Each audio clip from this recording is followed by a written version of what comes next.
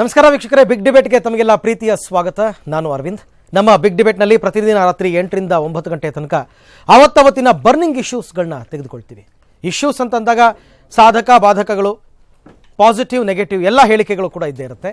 So ಆ ಎಲ್ಲ ಹೇಳಿಕೆಗಳನ್ನು ಆಧರಿಸಿ ವಿಷಯ ತಜ್ಞರನ್ನು ನಮ್ಮ ಜೊತೆ ಕೂರಿಸ್ಕೊಂಡು ಚರ್ಚೆ ಮಾಡ್ತೀವಿ ಈ 1 ಗಂಟೆಯ ತನಕ.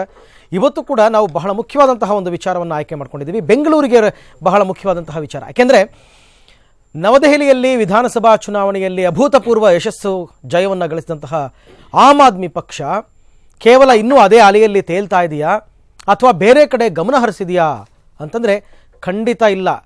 ಒಂದು ಕಡೆ ಅವರಾಗಲೇ ಅರವಿಂದ್ ಕೇಜ್ರಿವಾಲ್ ಅವರು ಮುಖ್ಯಮಂತ್ರಿ ಆದರೂ ಅಲ್ಲಿ ಏನು ಕೆಲಸ ಆಗಬೇಕು ಆಗ್ತಾ ಇದೆ. ಅಟ್ ದ ಸೇಮ್ ಟೈಮ್ ಬೇರೆ ಬೇರೆ ರಾಜ್ಯಗಳತ್ತ ಆಮ್ ಆದ್ಮಿ ಪಕ್ಷ ಗಮನ ಹರಿಸ್ತಾ ಇದೆ ಅಂತಕ್ಕಂಥ ಮಾಹಿತಿ ನವದೆಹಲಿಯಿಂದನೇ ಲಭ್ಯವಾಗಿದೆ. ಅದರಲ್ಲಿ ಪ್ರಮುಖವಾಗಿ ಆಮ್ ಆದ್ಮಿ ಪಕ್ಷದ ಕಣ್ಣು ಇರತಕ್ಕಂಥದ್ದು ಬೆಂಗಳೂರಿನ ಮುಂಬರುವಂತಹ BBMP ಚುನಾವಣೆಯ ಮೇಲೆ. ಈ BBMP ಚುನಾವಣೆಯಲ್ಲೂ ಕೂಡ ಭ್ರಷ್ಟಾಚಾರ ಮುಕ್ತ ಆಡಳಿತವನ್ನು ಕೊಡ್ತೀವಿ ಅಂತಕ್ಕಂಥ ಘೋಷ ವಾಕ್ಯದೊಂದಿಗೆ ಚುನಾವಣೆಗೆ ಧುಮುಕೋದಕ್ಕೆ ಸಕಲ ರೀತಿಯಲ್ಲಿ ಸನ್ನದ್ಧರಾಗಬೇಕು ಅಂತ ಅರವಿಂದ್ ಕೇಜ್ರಿವಾಲ್ ಅವರು ಪಕ್ಷದ ಕಾರ್ಯಕರ್ತರಿಗೆ ಕರೆ ಕೊಟ್ಟಿದ್ದಾರೆ. ಅಷ್ಟೇ ಅಲ್ಲ, 16 ಅಂಶಗಳ ಸೂತ್ರವನ್ನು ಕೂಡ ಈಗಾಗಲೇ ಸಿದ್ಧಪಡಿಸಲಾಗಿದೆ. ಆ ಅಂಶಗಳನ್ನು ಕಾರ್ಯಕರ್ತರು ಬೆಂಗಳೂರಿಗರಿಗೆ ತಲುಪಿಸುವ ಮುಖಾಂತರ ಸಾಂಪ್ರದಾಯಿಕ ಪಕ್ಷಗಳಾಗಿರ್ತಕ್ಕಂಥ BJP, ಕಾಂಗ್ರೆಸ್ ಮತ್ತು JDS ಅನ್ನು ದೂರ ಇಡಿ, ಆಮ್ ಆದ್ಮಿ ಪಕ್ಷಕ್ಕೆ ಮಣೆ ಹಾಕಿ ಅಂತಕ್ಕಂಥ ಹೇಳಿಕೆಯನ್ನು ಕೊಟ್ಟು ಜನರ ಮನಗೆಲ್ಲುವ ನಿಟ್ಟಿನಲ್ಲಿ ಈಗಾಗಲೇ ತಯಾರಿಗಳು ನಡೀತಾ ಇದೆ.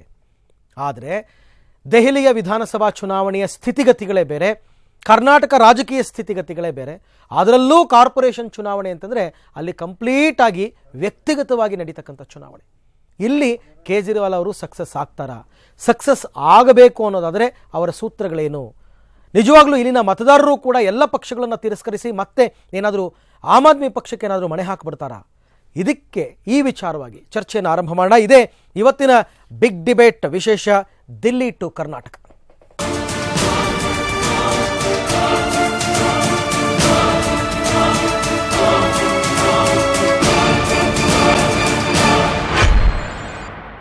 ಸೊ ಹಾಗಾದರೆ ಆಮ್ ಆದ್ಮಿ ಪಕ್ಷ ಕರ್ನಾಟಕದತ್ತ, ಅದರಲ್ಲೂ ಬೆಂಗಳೂರು BBMP ಚುನಾವಣೆಯತ್ತ ಗಮನವನ್ನು ಕೇಂದ್ರೀಕರಿಸಿದೆ ಅನ್ನೋದಾದರೆ ಅದಕ್ಕೆ ಪುಷ್ಟಿ ಕೊಡುವಂತಹ ಪೂರಕವಾದಂತಹ ಕೆಲವೊಂದು ಅಂಶಗಳನ್ನು ಗ್ರಾಫಿಕ್ಸ್ ಸಹಾಯದಲ್ಲಿ ನೋಡೋಣ ಬನ್ನಿ.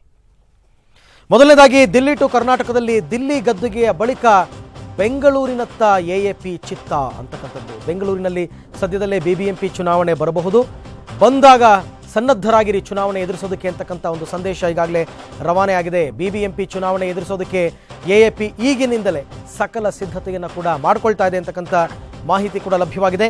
AAP ಇಂದ ಭ್ರಷ್ಟಾಚಾರ ಮುಕ್ತ BBMP ಸಂಕಲ್ಪವನ್ನು ಮಾಡಲಾಗಿದೆ. ಭ್ರಷ್ಟಾಚಾರ ಮುಕ್ತ ಆಡಳಿತ ಕೊಡ್ತೀವಿ ಅಂತ ಕೂಡ ಅವರು ದೆಹಲಿ ಚುನಾವಣೆಯಲ್ಲೂ ಹೇಳಿದರು. ಈಗಲೂ ಕೂಡ ಅದೇ ಮಂತ್ರವನ್ನು ಪಠಿಸ್ತಾ ಇದ್ದಾರೆ. ರಾಜ್ಯದಲ್ಲಿ ಕೂಡ AAP ಪರ್ಯಾಯ ಶಕ್ತಿಯಾಗಿ ಬೆಳೆಯುತ್ತಾ ಅಂತಕ್ಕಂಥ ಪ್ರಶ್ನೆ ಉದ್ಭವಿಸಿರ್ತಕ್ಕಂಥದ್ದು. ಬೆಂಗಳೂರಿಗರು ಪ್ರಮುಖವಾಗಿ ಆಮ್ ಆದ್ಮಿ ಕೈ ಹಿಡಿತಾರಾ ಅಂತಕ್ಕಂಥದ್ದು ಈಗಿರತಕ್ಕಂಥ ಪ್ರಶ್ನೆ. ಒಂದು ವೇಳೆ AAP ಶಕ್ತಿ ಪ್ರದರ್ಶನವಾದರೆ ಕೈ ಕಮಲ JDSನ ಕಥೆ ಏನು?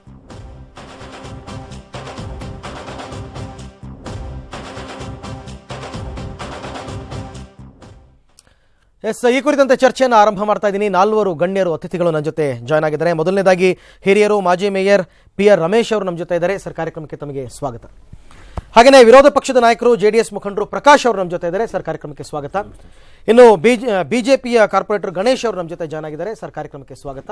ಹಾಗೆಯೇ ಬಹಳ ಮುಖ್ಯವಾಗಿ ಆಮ್ ಆದ್ಮಿ ಅವರು ಬೇಕೇ ಬೇಕಲ್ಲ, ಹಾಗಾಗಿ ಆಮ್ ಆದ್ಮಿ ನಾಯಕರು ರವಿಕೃಷ್ಣ ರೆಡ್ಡಿ ಅವರು ನಮ್ಮ ಜೊತೆ ಇದ್ದಾರೆ. ತಮಗೂ ಕೂಡ ಕಾರ್ಯಕ್ರಮಕ್ಕೆ ಸ್ವಾಗತ. ನಿಮ್ಮಿಂದನೇ ಆರಂಭ ಮಾಡ್ತಾ ಇದ್ದೀನಿ. ರವಿಕೃಷ್ಣ ರೆಡ್ಡಿ, ಇವತ್ತು ಬಂದಿರತಕ್ಕಂಥ ಮಾಹಿತಿ ನಮಗೆ ದೆಹಲಿಯಿಂದ ಅರವಿಂದ್ ಕೇಜ್ರಿವಾಲ್ ಅವರು ಒಂದು 4 ರಾಜ್ಯಗಳನ್ನ ಪಟ್ಟಿ ಮಾಡಿದಾರಂತೆ. ಇವತ್ತು ಮುಂಬರುವಂತಹ ಚುನಾವಣೆಗಳತ್ತ ಗಮನ ಹರಿಸಿ ಅಂತ ಕಾರ್ಯಕರ್ತರಿಗೆ ಕರೆ ಕೊಡೋ ನಿಟ್ಟಿನಲ್ಲಿ ಅದರಲ್ಲಿ ಮೊದಲನೇ ಹೆಸರಿರ್ತಕ್ಕಂಥದ್ದೇ ಬೆಂಗಳೂರಿನ BBMP ಚುನಾವಣೆ ಅಂತಕ್ಕಂಥದ್ದು. ತಾವೇನು ಹೇಳ್ತೀರಾ? ಇದು ಒಂದು ರೀತಿಯಲ್ಲಿ ಆಶ್ಚರ್ಯ, ಯಾಕಂದ್ರೆ ನಮಗೆ ಆ ಮಾಹಿತಿ ಇಲ್ಲ, ಮಾಧ್ಯಮಕ್ಕೆ ಕೆಲವೊಂದು ರೀತಿ ಇವತ್ತು ಬೆಳಗ್ಗೆಯಿಂದ ಮಾಧ್ಯಮಗಳಲ್ಲಿ ಸುದ್ದಿ ಹರಿದಾಡ್ತಾರೆ. ನನಗೆ ಗೊತ್ತು, ನಾವು ಬೆಳಗ್ಗೆಯಿಂದ ಮೀಟಿಂಗ್ ಅಲ್ಲಿ ಇದ್ದೆ, ಪಕ್ಷದ ಮೀಟಿಂಗ್ ಅಲ್ಲಿ, ಹಾಗಾಗಿ ನನಗೆ ವಿಚಾರ ಗೊತ್ತಿರಲಿಲ್ಲ.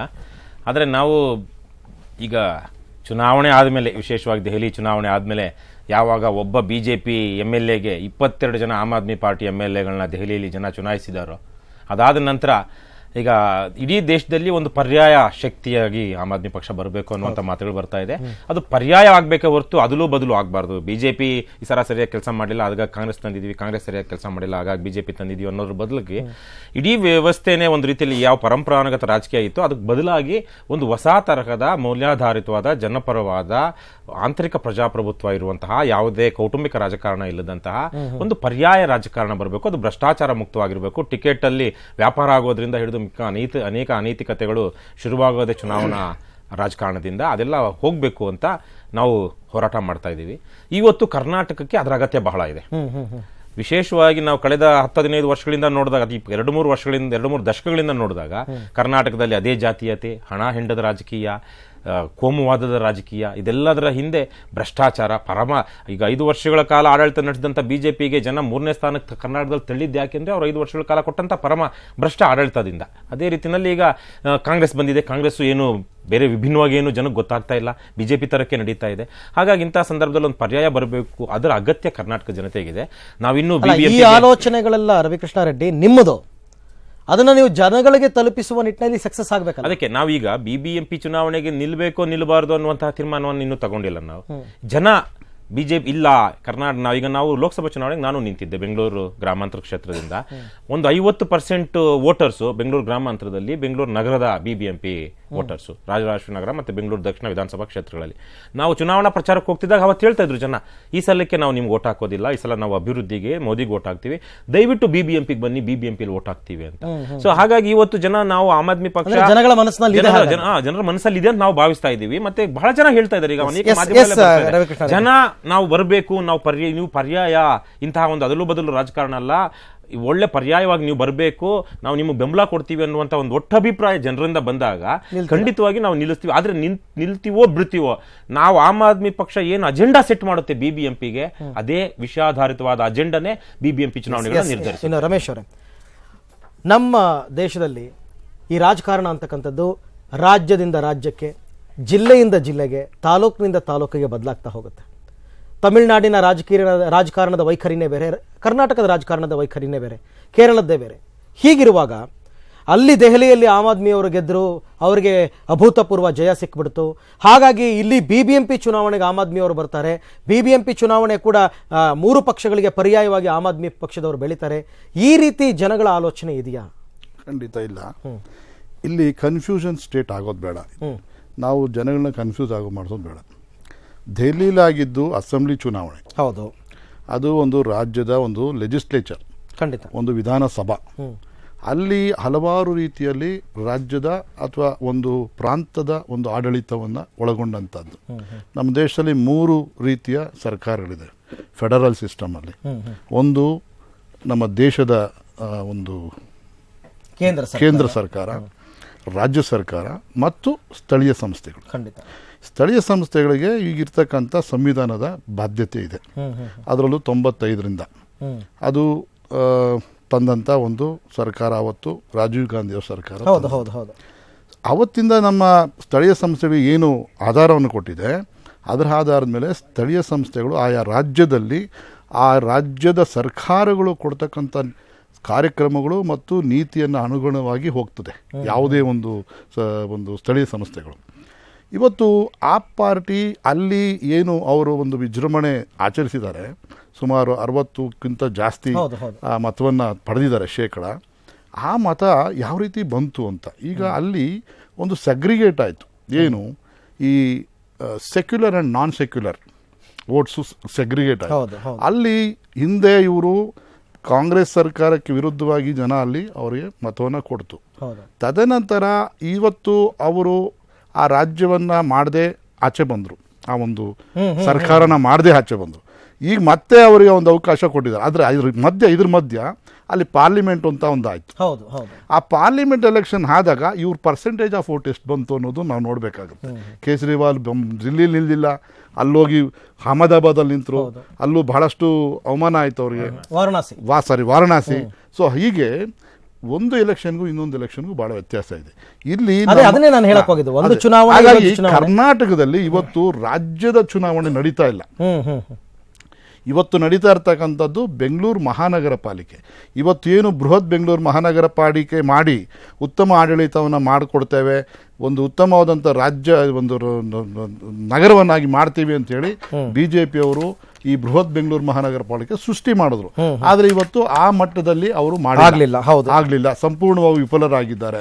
ಹಾಗಾಗಿ ರಾಜ್ಯ ಸರ್ಕಾರ ಇವತ್ತು ಸಾಕಷ್ಟು ಹೆಲ್ಪ್ ಮಾಡ್ತಾ ಇದೆ, ಅಂದರೆ ಬಹಳಷ್ಟು ಸಹಾಯ ಮಾಡಿ ಹಲವಾರು ಆರ್ಥಿಕವಾಗಿ ಸಂಕಷ್ಟಗಳಿಂದ ಇರ್ತಕ್ಕಂಥ BBMPಗೆ ಅದನ್ನು ಸಪೋರ್ಟ್ ಮಾಡ್ತಾ ಇದೆ.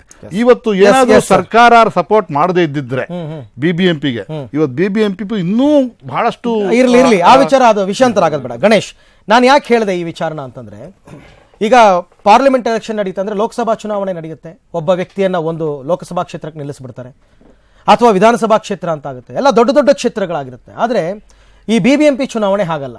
ವಾರ್ಡ್ ನಂಬರ್ 32 ಅಂತಂದ್ರೆ ಆ ವ್ಯಕ್ತಿ 32ನೇ ವಾರ್ಡ್ನವರೇ ಆಗಿರ್ತಾನೆ, ದಿನನಿತ್ಯ ಜನಗಳ ಹತ್ರ ಹೋಗ್ತಾ ಇರ್ತಾರೆ, ಬರ್ತಾ ಇರ್ತಾರೆ, ನೋಡ್ತಾ ಇರ್ತಾರೆ. ಅಲ್ಲಿ ಈ ಸ್ಥಳೀಯ ಸಂಸ್ಥೆಗಳ ಚುನಾವಣೆ ವ್ಯಕ್ತಿಗತವಾಗಿ ನಡೆಯುತ್ತೆ, ವ್ಯಕ್ತಿಯನ್ನ ನೋಡಿ ಓಟ್ ಹಾಕ್ತಾರೆ ಹೊರತು ಅಲ್ಲಿ ಪಕ್ಷವನ್ನ ನೋಡಿ ಓಟ್ ಹಾಕಲ್ಲ. ಹಾಗಿರುವಾಗ ಆಮ್ ಆದ್ಮಿಯವರು ಇಲ್ಲಿ ತನಕ ಅವರು ಅಧಿಕಾರವನ್ನು ನೋಡಿಲ್ಲ BBMPನಲ್ಲಿ, ಮತ್ತೆ ಯಾರು ಕೂಡ ಚುನಾವಣೆಗೆ ಸ್ಪರ್ಧೆ ಮಾಡಿಲ್ಲ. ಈಗ ಒಬ್ಬ ಹೊಸ ವ್ಯಕ್ತಿ ಜನಗಳ ಮಧ್ಯದಲ್ಲಿ ಹೋಗ್ಬಿಟ್ಟು ನಾನು ಇದೇ ವಾರ್ಡ್ನವನು, ಆಮ್ ಆದ್ಮಿ ಪಕ್ಷದವನು, ನನಗೆ ಓಟ್ ಹಾಕಿ ಅಂದಾಗ ನೀವಿರ್ತಿರಲ್ಲ ಸುತ್ತಮುತ್ತ, ಅಂದರೆ ಎಲ್ಲ ಪಕ್ಷದವರು, ಕಾರ್ಪೊರೇಟರ್ ಕೆಲಸ ಮಾಡಿರೋರು, ಹಿಂದೆ ಅವರುಗಳ ಮುಂದೆ ಇವರುಗಳ ಆಟ ಅಥವಾ ಇವರುಗಳು ಜನನ ಮನಸ್ಸನ್ನು ಮುಟ್ಟೋದಕ್ಕೆ ಸಾಧ್ಯ ಆಗುತ್ತಾ? ಎಸ್, ಖಂಡಿತ. ಈಗ ಇದು ಪ್ರಜಾಪ್ರಭುತ್ವ ದೇಶ. ಯಾವುದೇ ಒಂದು ವ್ಯಕ್ತಿ ಅಥವಾ ಒಂದು ಪಕ್ಷ ಇಲ್ಲಿ ಬಂದು ರಾಜಕಾರಣ ಮಾಡ್ತಾರೆ ಅಂದ್ರೆ ಅದನ್ನ ಯಾರು ತಡಿಲಿಕ್ಕೆ ಆಗೋದಿಲ್ಲ. ಹೌದು, ಖಂಡಿತ. ನೀವು ಒಳ್ಳೆ ವಿಷಯವನ್ನ ಇವತ್ತು ಎತ್ಕೊಂಡಿದ್ದೀರಿ. ನನಗೆ ಫಸ್ಟ್ ಮೊದಲೇ ಡೌಟ್ ಏನಿದೆ ಅಂದ್ರೆ ಇವ್ರು ರೈಟ್ ಟೈಮಲ್ಲಿ ಎಲೆಕ್ಷನ್ ಮಾಡ್ತಾರಾ, ಮೊದಲೇದು ಇವ್ರು ರೈಟ್ ಟೈಮಲ್ಲಿ ಮಾಡ್ತಾರಾ ಅಂತ. ಮತ್ತೆ ಆಮ್ ಆದ್ಮಿ ಪಾರ್ಟಿ ಬಗ್ಗೆ ತಾವು ಹೇಳಿದ್ರಿ. ಬೆಳಿಗ್ಗೆ ಕೂಡ ನನ್ನ ಪೇಪರ್ನಲ್ಲಿ ಕೆಲವು ಮೀಡಿಯಾಗಳೇ ಬರ್ದಿದ್ರು, ಏನು ಅರವಿಂದ್ ಕೇಜ್ರಿವಾಲ್ ಅವರು 5 ವರ್ಷ ಡೆಲ್ಲಿ ಬಿಟ್ಟು ನಾನು ಆಚೆ ಕದಲೋದಿಲ್ಲ, ಮತ್ತೆ ಅಲ್ಲಿ ಡಿಫ್ರೆನ್ಸ್ ಆಫ್ ಒಪಿನಿಯನ್ ಇದೆ ಆ ಪಾರ್ಟಿನಲ್ಲಿ. ಬಟ್ ಸಂಜೆ ಏನಾಯ್ತು ನನಗೆ ಗೊತ್ತಿಲ್ಲ, ತಾವು ಈಚೆ ಕರೆದಿದ್ದೀರಿ, ಇದು ಸಂತೋಷ ಬಂದ್ರೆ. ಯಾಕಂದ್ರೆ ಅಲ್ಲ, ಅರವಿಂದ್ ಕೇಜ್ರಿವಾಲ್ ಇಲ್ಲಿಗೆ ಬರಬೇಕು ಅಂತೇನಿ ಅಲ್ಲ, ಈ ಪಕ್ಷ ಹಂಗಲ್ಲ ನೋಡಿ. ನಾನು ಸುಮ್ಮನೆ ಹೇಳಿದ್ದಲ್ಲ ರವಿಕೃಷ್ಣ ರೆಡ್ಡಿ, ನಮಗೆ ಫ್ಯಾಕ್ಸ್ ಬಂದಿದೆ, AAP ರೂಪಿಸಿರ್ತಕ್ಕಂಥ 14 ಅಂಶಗಳು ನನ್ನ ಹತ್ರ ಇದೆ. ಕರೆಕ್ಟ್. ಈಗ ನಿಮ್ಮಲ್ಲಿ ಇವತ್ತು ಮೀಟಿಂಗ್ ಅಲ್ಲಿ ಡಿಸೈಡ್ ಆಗಿ 14 ಬೆಂಗಳೂರಿನ BBMPಗೆ ಅಂತಾನೆ 14 ಅಂಶಗಳನ್ನ ಇಲ್ಲ. ಈಗ ನಾನು ಅವ್ರನ್ನ ಬರಬಾರ್ದು ಮತ್ತೊಂದು ಬರಬಾರ್ದು ಅಂತ ಹೇಳಿ ಯಾರ ಕೈಲಿ ಸಾಧ್ಯ ಇಲ್ಲ. ಅದು ವೆಲ್ಕಮ್ ಮಾಡ್ತಕ್ಕಂಥದ್ದು ಇವತ್ತು ಜನ ಇವತ್ತು ಇಷ್ಟಪಟ್ಟಂತ ಸಂದರ್ಭದಲ್ಲಿ ಡೆಲ್ಲಿನಲ್ಲಿ ತಾವೆಲ್ಲ ರಿಸಲ್ಟ್ ಬಗ್ಗೆ ಒಪಿನಿಯನ್ ಎಲ್ಲ ಏನು ಎಕ್ಸಿಟ್ ಪೋಲ್ ಬಗ್ಗೆ ಯಾರು ಕೂಡ ಆಮ್ ಆದ್ಮಿ ಪಕ್ಷ 38-40 ಹೇಳಿದ್ರು. ಖಂಡಿತ ಅದು ಎಲ್ಲರ ನಿರೀಕ್ಷೆ ಮೀರಿ 67 ಸೀಟನ್ನು ಪಡ್ಕೋತ. ಅದರಿಂದ ಜನರ ಮನಸ್ಸಲ್ಲಿ ಯಾವ ಮಟ್ಟದ ಭಾವನೆ ಇದೆ, ಆಮ್ ಆದ್ಮಿ ಬಗ್ಗೆ ಯಾವ ಮಟ್ಟದ ಭಾವನೆ ಇದೆ, ಅಥವಾ ಇನ್ನೊಂದು ಪಕ್ಷದ ಬಗ್ಗೆ ಯಾವ ಮಟ್ಟದ ಭಾವನೆ ಇದೆ ಅಂತ ಗೊತ್ತಾಗೋದು ಕರೆಕ್ಟ್ ಎಲೆಕ್ಷನ್ ನಡೆದಿದೆ. ಪ್ರಕಾಶ್, ಒಳ್ಳೆ ಮಾತು ಹೇಳಿದ್ರಿ. ಅದರಿಂದ ನಾವಿವತ್ತು ಅವ್ರಿಗೆ ವೋಟ್ ಬೀಳೋದಿಲ್ಲ ಅಥವಾ ಅವ್ರು ಇಷ್ಟೇ ಸೀಟ್ ಬರ್ತದೆ ಪ್ರಿಡಿಕ್ಟ್ ಮಾಡೋಕ್ಕಾಗೋದಿಲ್ಲ. ನಾವು ನಡ್ಕೊಂಡಿರ್ತಕ್ಕಂಥ ರೀತಿ ಈಗಾಗಲೇ 2 ವರ್ಷ ಇಲ್ಲಿ ರಾಜ್ಯ ಸರ್ಕಾರ ರೂಲ್ ಮಾಡಿದೆ ಬೆಂಗಳೂರಿನಲ್ಲಿ. ಅವ್ರಿಗೂ ಕೂಡ ಅವ್ರೀಗ ಅಷ್ಟು ಒಡ್ಡೆ ಆಡಳಿತ ಕೊಟ್ಬಿಟ್ಟಿದ್ದೀವಿ ಅನ್ನಂಗಿದ್ರೆ ರೈಟ್ ಟೈಮಲ್ಲಿ ಎಲೆಕ್ಷನ್ ಮಾಡ್ಬೋದು, ಜನ ತೀರ್ಪು ಕೊಡ್ತಾರೆ. ಮತ್ತೆ ಕೇಂದ್ರ ಸರ್ಕಾರದಲ್ಲೂ ಕೂಡ ಈಗ ಈ ಚುನಾವಣೆ ಮಾಡೋದು ಬಿಡೋದು ಇದು ರಾಜ್ಯ ಸರ್ಕಾರದ ವಿವೇಚನೆಗೆ ಬಿಟ್ಟು. ಈಗ ನೋಡಿ, ಎಲೆಕ್ಷನ್ ಕಮಿಷನ್ ಎಲ್ಲಾ ರೀತಿಯ ವ್ಯವಸ್ಥೆ ಮಾಡ್ತಾ ಇದೆ. ಇವ್ರು ಈಗ ನಮ್ಮ ಎಕ್ಸ್ಪರ್ಟ್ ಕಮಿಟಿ ಮಾಡಿದೀವಿ ಅಂದ್ಬಿಟ್ಟು ನಮ್ಮ PR ರಮೇಶ್ ಅವರೇ ಲಾಸ್ಟ್ ಟೈಮ್ ಎಲೆಕ್ಷನ್ ಮಾಡಿ ಅಂತ ಕೋರ್ಟ್ಗೆ ಹೋಗಿ BBMP ಎಲೆಕ್ಷನ್ ಮಾಡ್ಲಿಕ್ಕೆ ಅವರೊಬ್ರು ಕಾರಣಕರ್ತರಿದ್ದಾರೆ. ಅದರಿಂದ ಅವ್ರು ಹಿರಿಯರಿದ್ದಾರೆ, ನಾನು ಅವ್ರು ಏನು ಬೇರೆ ಮಾತಾಡ್ಲಿಕ್ಕೆ ಹೋಗೋದಿಲ್ಲ. ಇವತ್ತು ರಾಜ್ಯ ಸರ್ಕಾರ ಈ ಎಲೆಕ್ಷನ್ ಮಾಡೋದ್ರ ಮುಖಾಂತರ ತನ್ನ ಜನಪ್ರಿಯತೆಯನ್ನು ಚೆಕ್ ಮಾಡ್ಕೊಳ್ಳಿ ಬೆಂಗಳೂರಿನಲ್ಲಿ. ಯಾಕಂದ್ರೆ ಇದು ರಾಜ್ಯದ ನೋಡಿ 6 ಕೋಟಿ ಜನರಲ್ಲಿ 1 ಕಾನ್ಫಿಡೆಂಟ್ ಆಗಿದ್ದಾರೆ ಬಿಡಿ. 1 ಕೋಟಿ ಜನ ಬೆಂಗಳೂರಿನಲ್ಲಿ ಇದ್ದಾರೆ. ಇಲ್ಲಿ ಇದು 1 ಕೋಟಿ ಜನ ತೀರ್ಮಾನ ಮಾಡ್ತಕ್ಕಂಥದ್ದು. ಅದರಿಂದ ರಾಜ್ಯ ಸರ್ಕಾರ ಇರ್ಬೋದು ಮತ್ತೆ ಕೇಂದ್ರ ಸರ್ಕಾರ ಕೂಡ ಅವರು ಬಂದು ಅಲ್ಲಿ ಅಧಿಕಾರಕ್ಕೆ ಬಂದು 9 ತಿಂಗಳಾಗಿದೆ. ಅದರಿಂದ ಒಂದು ಮ್ಯಾಂಡೇಟರಿ ಆಗ್ತದೆ.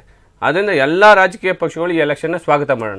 ಖಂಡಿತ ಒಳ್ಳೆ ಮಾತು. ಇನ್ನು ಗಣೇಶ್, ನೀವೇನು ಹೇಳ್ತೀರಾ? ಆಮ್ ಆದ್ಮಿ ಪಕ್ಷ ಈ ಬಾರಿ BBMPಗೆ ಚುನಾವಣೆ ಮಾಡ್ತಾ ಇರತಕ್ಕಂಥದ್ದು ಬದಲಾವಣೆಗಳನ್ನು ನಿರೀಕ್ಷೆ ಮಾಡಬಹುದಾ? ಆಮ್ ಆದ್ಮಿ ಪಕ್ಷ ಆರಂಭದಿಂದಲೂ ಒಂದು ನೀತಿ ಇಟ್ಕೊಂಡು ಹೋರಾಡಿದೆ, ನಾವು ಅದ್ರ ಬಗ್ಗೆ 2 ಮಾತಿಲ್ಲ. ಪಕ್ಷಗಳಲ್ಲಿ ಅಭಿಪ್ರಾಯಗಳು ಆ ಪಕ್ಷದ ಸಿದ್ಧಾಂತಗಳು ಬೇರೆ ಇರ್ಬೋದು, ಬಟ್ ಅವರು ಒಂದು ನೀತಿ ಇಟ್ಟುಕೊಂಡು ಹೋರಾಡಿದ್ದಾರೆ.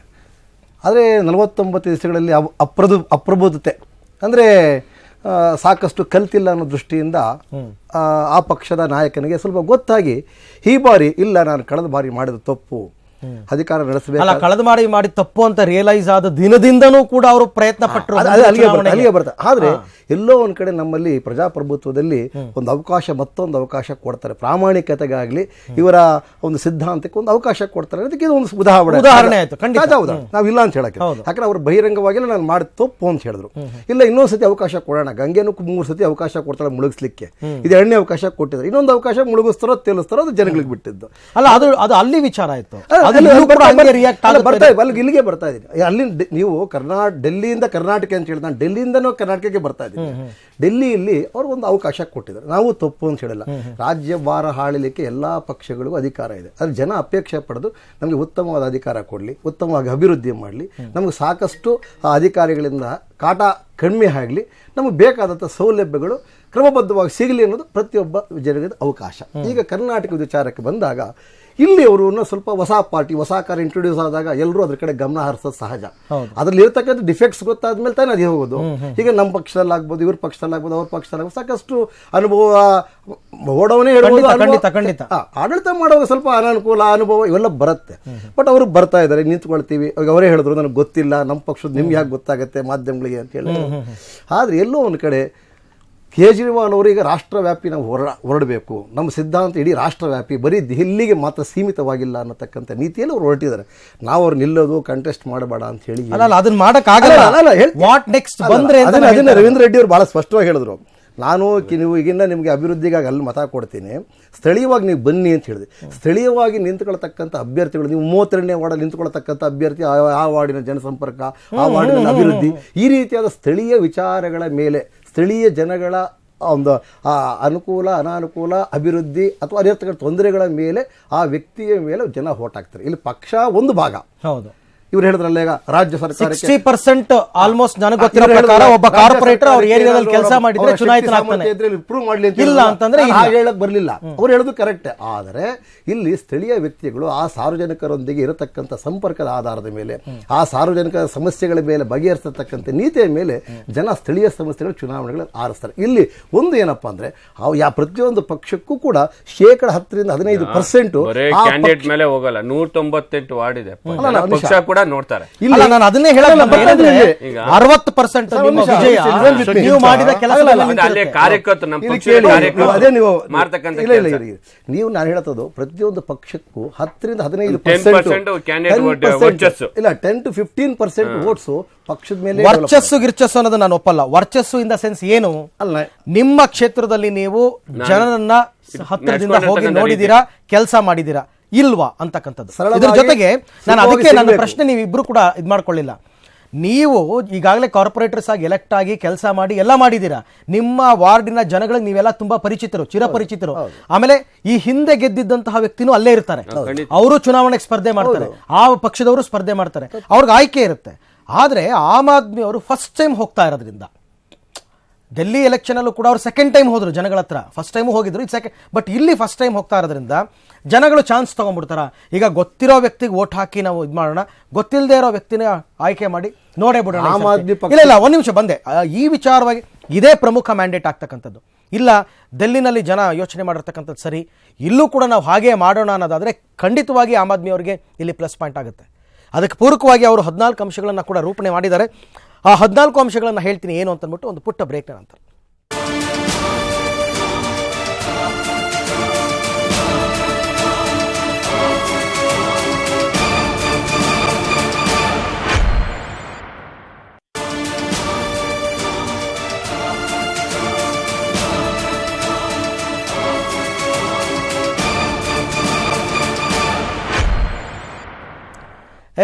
ದಿಲ್ಲಿ ಟು ಕರ್ನಾಟಕ ಬಿಗ್ ಡಿಬೇಟ್ನ ವಿಶೇಷ ಕಾರ್ಯಕ್ರಮಕ್ಕೆ ಮತ್ತೊಮ್ಮೆ ಸ್ವಾಗತ.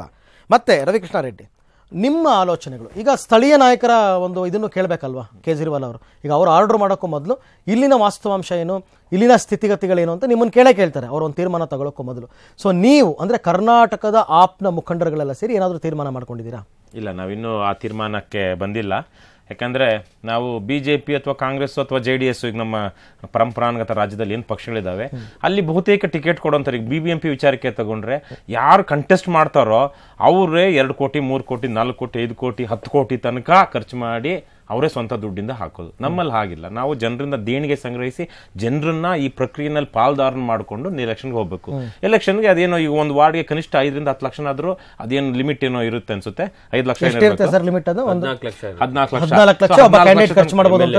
MLA 16 ಇದೆ, ಬಹುಶಃ ವಾರ್ಡ್ಗೆ 5 ಲಕ್ಷ ಅಂತ ಇದೆ. 5 ಲಕ್ಷನಾದ್ರೂ ನಾವು ರೇಸ್ ಮಾಡ್ಬೇಕಾಗುತ್ತಲ್ಲ ಪ್ರತಿ ವಾರ್ಡ್ ಅಲ್ಲಿ. ಯಾಕಂದ್ರೆ ನಾವು ಯಾರೋ ದುಡ್ಡಿರೋನ್ಗೆ ಕೊಟ್ಬಿಟ್ಟು ಮತ್ತೆ ಅದು ನಾವು ಏನ್ ಸಿದ್ಧಾಂತ ಹೇಳ್ತೀವಿ ಅದ್ರ ವಿರುದ್ಧವಾಗುತ್ತೆ. ಅಂತಹ ಒಂದು ಸಂಘಟನೆ ನಮ್ಮಿಂದ ಸಾಧ್ಯ ಆಗುತ್ತಾ? ಅಂತಹ ಒಂದು ಜನಬೆಂಬಲ ನಮಗ್ ಬರುತ್ತಾ? ಅಲ್ಲ, ಈಗ 5 ಲಕ್ಷ ಖರ್ಚು ಮಾಡುವಂತ ಒಬ್ಬ ಕ್ಯಾಂಡಿಡೇಟ್ ನಿಮ್ಮಲ್ಲೇ ಇದ್ರೆ ಅದು ಅವಾಗ ಏನಾಗಿದೆ, ನಾವು ದುಡ್ಡಿದ್ದವನ್ ಕೊಡ್ತೀವಿ ಅಂತ ಆಯ್ತು ಹೊರತು ಅದಾಯ್ತೇ ಹೊರತು ಹಂಗಲ್ಲಪ್ಪ. ಈಗ ಆತ ನಿಮ್ಮ ಪಕ್ಷದ ತತ್ವ ಸಿದ್ಧಾಂತಗಳಿಗೆ ಒಳಪಟ್ಟೆ ಬೇಡ ಬಿಡಿ ನನ್ನ ವಾರ್ಡ್ಗೆ ನಾನು ಖರ್ಚು ಮಾಡ್ಕೋತೀನಿ ಅಂತಂದ್ರೆ ಬೇಡ ಅಂತೀರಾ? ಅಲ್ಲ, ಅದನ್ನ ಆವತ್ತಿನ ಸಂದರ್ಭಕ್ಕೆ ನೋಡಿ ನಾವು ತೀರ್ಮಾನ ಮಾಡಬೇಕಾಗುತ್ತೆ. ಆದ್ರೆ ಆವತ್ತೂ ಸಹ ಅವರು ಸಹ ಜನರಿಂದಾನೇ ದೇಣಿಗೆ ಸಂಗ್ರಹಿಸಿ ನಿಲ್ಲುವಂತ ಒಂದು ಹೊಸ ಸಂಸ್ಕೃತಿಯನ್ನ ಹುಟ್ಟಾಕ್ಬೇಕಾಗಿದೆ. ಈಗ ಒಂದು ವಿಚಾರ ಬಂತು, ಪರಿಚಿತರೇ ಎಲ್ಲ ಲೋಕಲ್ ಅಲ್ಲಿರೋರೆ, ಆಲ್ರೆಡಿ ಗೊತ್ತಿರೋರೆ. ಹಾಗಿದ್ರೆ ಈಗ ಬಿಜೆಪಿ, ಕಾಂಗ್ರೆಸ್, JDS ಇಂದ ಯಾರ್ಯಾರು ಕಾರ್ಪೊರೇಟ್ಗಳಾಗಿದ್ರು ಅವ್ರು ಬಹಳ ಪರಿಚಿತರು, ಲೋಕಲ್ ಟಚ್ ಇರೋರು. ಇವರೆಲ್ಲ 198 ಜನ ಗೆಲ್ತಾರ. ದೆಹಲಿನಲ್ಲಿ ಈ ಸಲ ಗೆದ್ದಿರೋರಲ್ಲಿ ಹಿಂದೆ 20-22 ಜನ ಆಮ್ ಆದ್ಮಿ ಪಕ್ಷದ MLAಗಳು ಬಿಟ್ಟರೆ ಹೊಸದಾಗಿ ಎಲ್ಲರೂ ಹೊಸಬ್ರೆ. ಮೊದಲನೇ ಸಲ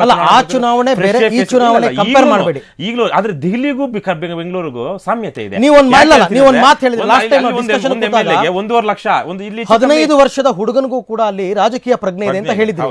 ನೀವು ಆ ರೀತಿ ರಾಜಕೀಯ ಪ್ರಜ್ಞತೆಯನ್ನು ಇಲ್ಲಿ ಕಾಣಕ್ಕಾಗಲ್ಲ. ಜನರಿಗೆ ಸಂಪರ್ಕ ಇರೋದೇ ಬಹಳ ಪ್ರಮುಖವಾದ ಅಂಶ ಆಗ್ಬಿಡುತ್ತೆ ಅಂತೇನಿಲ್ಲ. ಒಂದು ವೇವ್ ಕ್ರಿಯೇಟ್ ಆದಾಗ ಇವ್ರು ಆಮೇಲೆ ಇಲ್ಲಿ ಇವತ್ತಿನ ಕಾರ್ಪೊರೇಟ್ಗಳು ಈ ವ್ಯವಸ್ಥೆ ಏನಿದೆ ಅದ್ರ ವಿರುದ್ಧವಾಗಿ ಜನ ಇದ್ದಾರೆ.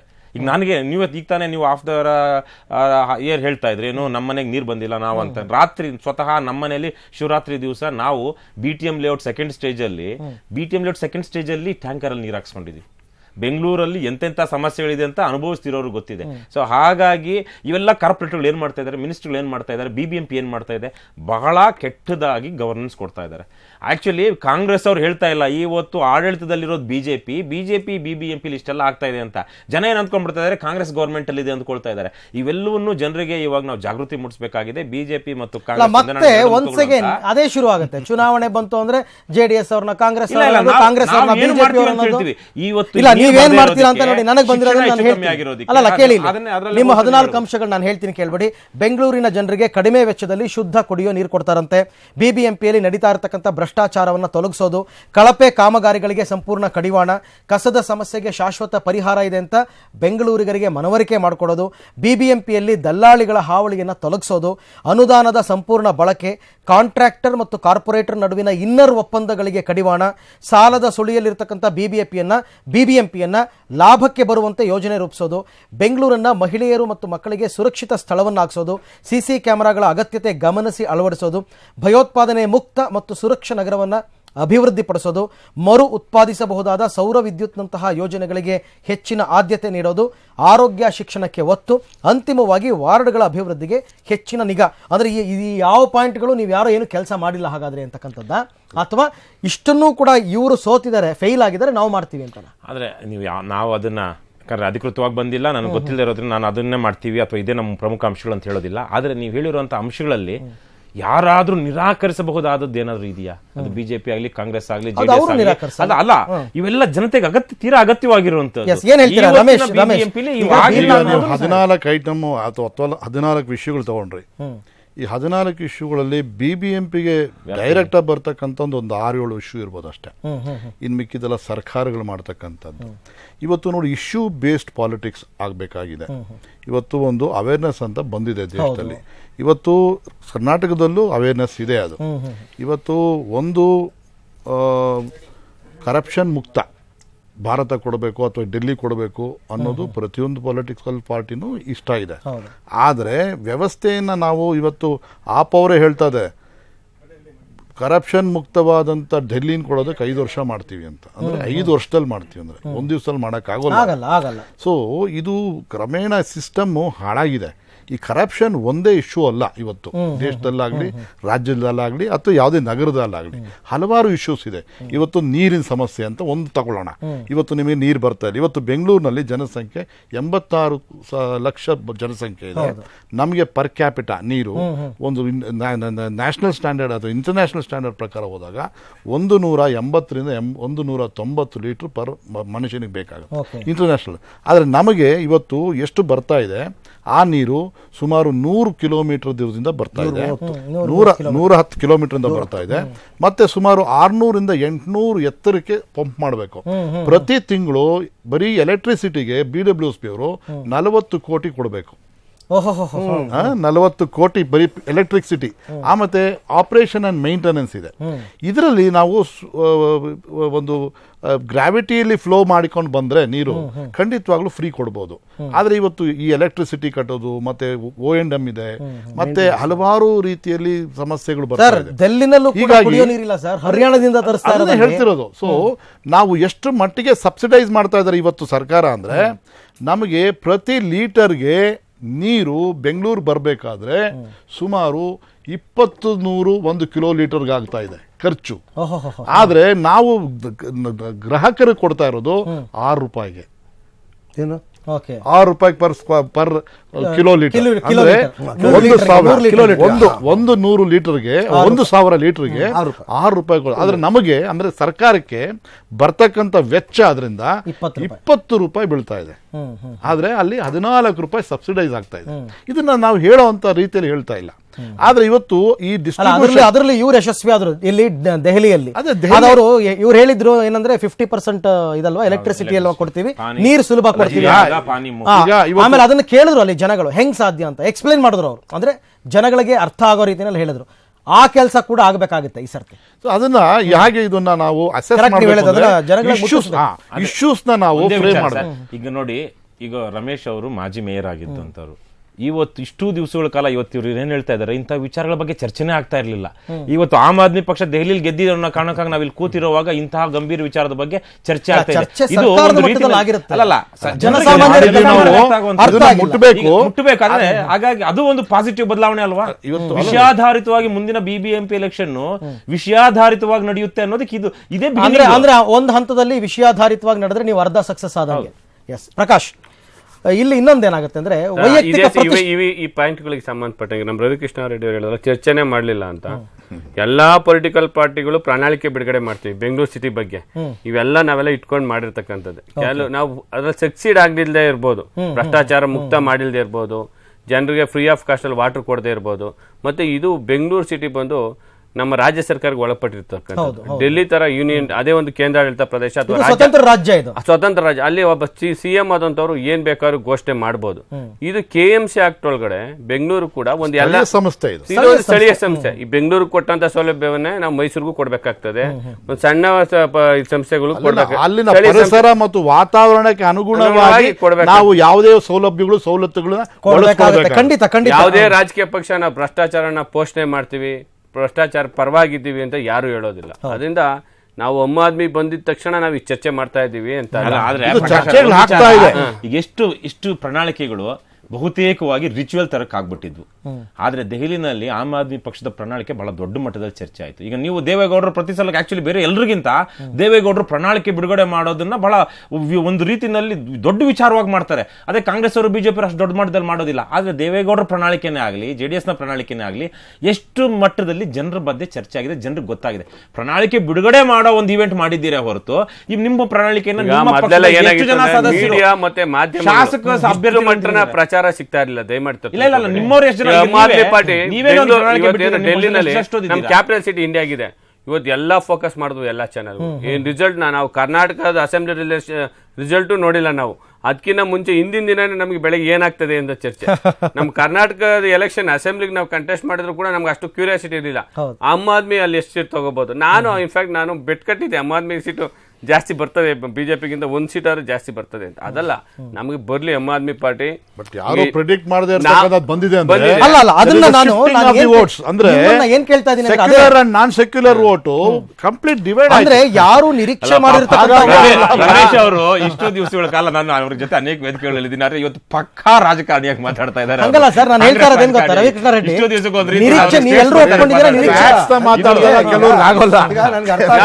ಇಲ್ಲಿ ಕೇಳಿರಿ, ಆಮ್ ಆದ್ಮಿಗೆ ಒಂದು ತೊಂದರೆ ಆಗ್ತದೆ ಅಂದ್ರೆ ಇಲ್ಲಿ ಡೆಲ್ಲಿ ವಾತಾವರಣವೇ ಬೇರೆ. ಅಲ್ಲಿ ಅರವಿಂದ್ ಕೇಜ್ರಿವಾಲ್ ಅಂತ ಒಬ್ಬ ಲೀಡರ್ನ ನಾವು ಮುಖ್ಯಮಂತ್ರಿ ಮಾಡ್ಕೊಂಡು ಹೋದ್ರು. ಇಲ್ಲಿ ಯಾರನ್ನ ಇವರು 2 ವರ್ಷಗಳಿಂದ ಎಲ್ಲ ಜನ ಭಾಷೆ ಇರ್ಬೋದು, ಭೌಗೋಳಿಕ ಸಮಸ್ಯೆ ಇರ್ಬೋದು, ಇಲ್ಲಿದೆಲ್ಲವನ್ನ ಕೂಡ ಇಲ್ಲಿ ಜನ ನೋಡ್ತಾರೆ. ದಯಮಾಡಿ ಇಲ್ಲಿಯ ವಾತಾವರಣನೇ ಬೇರೆ. ಮತ್ತೆ ಏನು ಅವ್ರು ಇಲ್ಲೇನು ಸಾಧಿಸೋದೇ ಇಲ್ಲ ಅಂತ ನಾ ಹೇಳ್ತಾ ಇಲ್ಲ, ಸಾಧಿಸ್ಬೋದು. ಬಟ್ ಅವರು ಡೆಲ್ಲಿ ಮಟ್ಟದಲ್ಲಿ ಮಾಡಿದ್ರಲ್ಲ ಆ ಮಟ್ಟದ ಏನೋ ವ್ಯತ್ಯಾಸ ಅಲ್ಲ, ಅದಕ್ಕೆ ಬೇರೆ ಬೇರೆ ಇದೆ, ಸಾಕಷ್ಟು ವಿಚಾರಗಳಿದೆ. ಗಣೇಶ್, ಅದೇ ವಿಚಾರಕ್ಕೆ ಬಂದೆ ನಾನು. ಈ ನೀವು ಹೇಳ್ತಾ ಇದ್ರಲ್ಲ 3 ಜನ ನಾವು ನಿರೀಕ್ಷೆ ಮಾಡದೇ ಇರೋದಕ್ಕಿಂತ ಒಳ್ಳೆ ರಿಸಲ್ಟ್ ಬಂತು, ನಿರೀಕ್ಷೆ ಮಾಡದೇ ಇರೋದಕ್ಕಿಂತ ಒಳ್ಳೆ ರಿಸಲ್ಟ್ ಬಂತು ಅಂತ.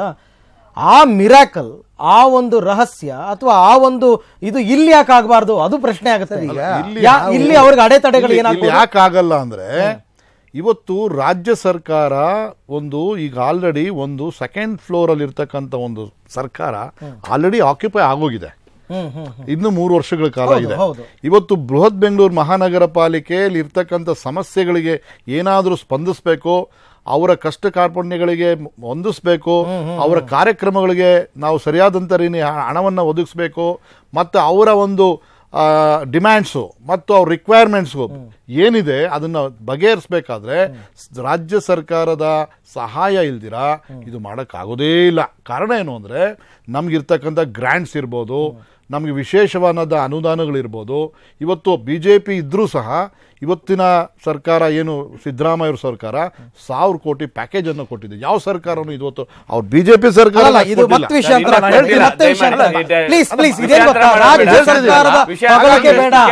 ರಾಜ್ಯ ಸರ್ಕಾರ ಮಾಡ್ತಾ ಇಲ್ಲ, ಬಿಬಿಎಂಪಿಗೆ ಕಾಂಗ್ರೆಸ್ ಪ್ರಚಾರ ರಾಜ್ಯ ಸರ್ಕಾರದ ಫ್ಯಾಕ್ಟ್ ಹಂಗಾಗಲ್ಲ ಸರ್.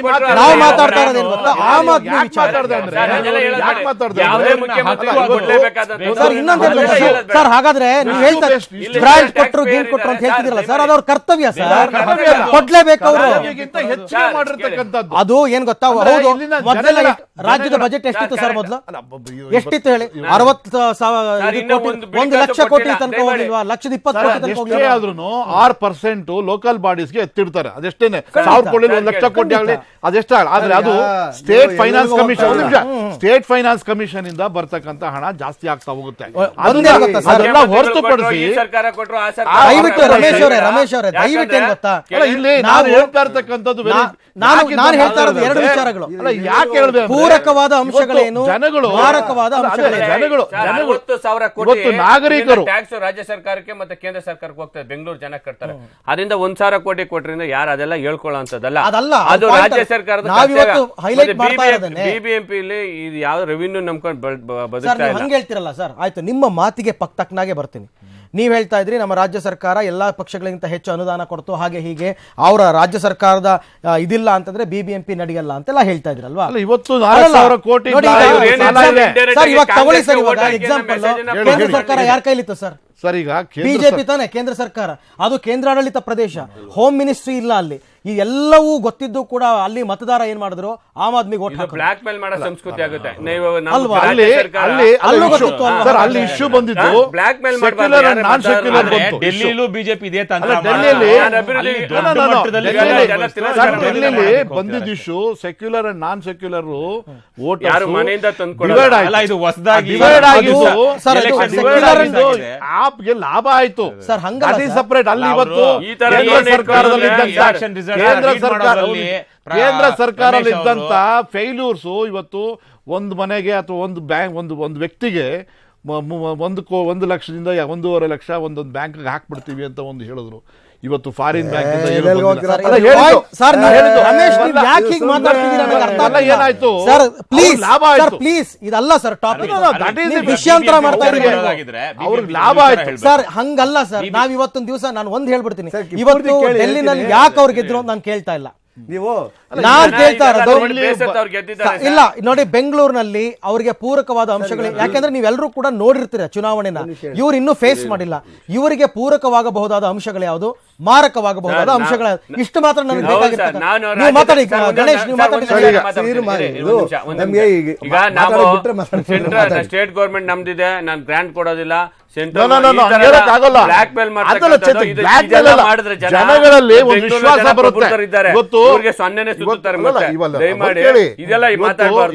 ಬೆಂಗಳೂರಿನ ಒಂದು ರೀತಿಯಲ್ಲಿ ಉತ್ತಮ ಒಂದು ಉತ್ತಮ ಒಂದು ಪರಿಸರ ಮಾಡಬೇಕಾದ್ರೆ ಇಲ್ಲಿ ಬಹಳಷ್ಟು ಕೆಲಸಗಳು ಮಾಡೋದು. ಒಂದೇನ್ ಗೊತ್ತಾ, BBMP ವಿಭಾಗ ಮಾಡಬೇಕಾ, ಡಿವೈಡ್ ಮಾಡಬೇಕಾ ಬೇಡ ಅನ್ನೋ ವಿಚಾರವಾಗೇನೆ ಅಲ್ಲಲ್ಲ. ನೋಡಿ, ನಿಮ್ಮ ಸರ್ಕಾರ BBMP ಗೆ ಎಷ್ಟು ಗಮನ ಹರಿಸ್ತಾ ಇದೆ ಅದ್ರ ಬಗ್ಗೆನೇ ಇನ್ನೂ ತೀರ್ಮಾನ ತಗೊಂಡಿಲ್ಲ. ನಿಮ್ ರಾಮಲಿಂಗಾರೆಡ್ಡಿ ಅವ್ರನ್ನ ಹೋಗ್ಬಿಟ್ಟು ಮೈಕ್ ಹಿಡಿದ್ಬಿಟ್ಟು ಏನ್ ಸರ್ ಅಂತ ಕೇಳಿದ್ರೆ ಇವತ್ತು ಹೂ ಅಂತಾರೆ, ಮೀಟಿಂಗ್ ಅಟೆಂಡ್ ಮಾಡ್ಬಿಟ್ಟು ಬಂದು ನೋಡೋಣ ಅದ್ರ ಬಗ್ಗೆ ಚಿಂತನೆ ನಡೀತಿದೆ ಅಂತಾರೆ. ನೀವೇ ಡಿಸೈಡ್ ಮಾಡಿಲ್ಲ ಇನ್ನೆಷ್ಟು ಮಟ್ಟಿಗೆ ನೀವು ತಗೋಬಹುದು. ಮೆಟ್ರೋ ವಿಚಾರಕ್ಕೆ ಬರ್ತೀನಿ ಸರ್. ಆಯ್ತು, ಬಿಜೆಪಿ ಅವ್ರನ್ನ ಬಿಟ್ಬಿಡಿ, ಅವ್ರು 5 ವರ್ಷ ಏನೋ ಮಾಡಿದ್ರಿ. ಸಿದ್ದರಾಮಯ್ಯನವ್ರು ಬಂದ ಮೇಲೆ ಮೆಟ್ರೋಗೆ ಸಂಬಂಧಪಟ್ಟಂಗೆ ಏನ್ ನಡೀತು ಹೇಳಿ, ಏನ್ ನಡೆದಿದೆ? ಏನು ಮಾಡಿಲ್ಲ. ನವೆಂಬರ್ ಒಳಗಡೆ ಇರ್ತಕ್ಕಂಥದ್ದು, ನವೆಂಬರ್ಗೆ ಎಲ್ಲ ಲೈನ್ ಏನು ಆಗ್ತಿದೆ ನಮ್ಮ ಸೌತ್ ನಾರ್ತ್ ಜನಸಾಮಾನ್ಯರಿಗೆ ಗೊತ್ತು, ಅದು ಆಗಲ್ಲ sir.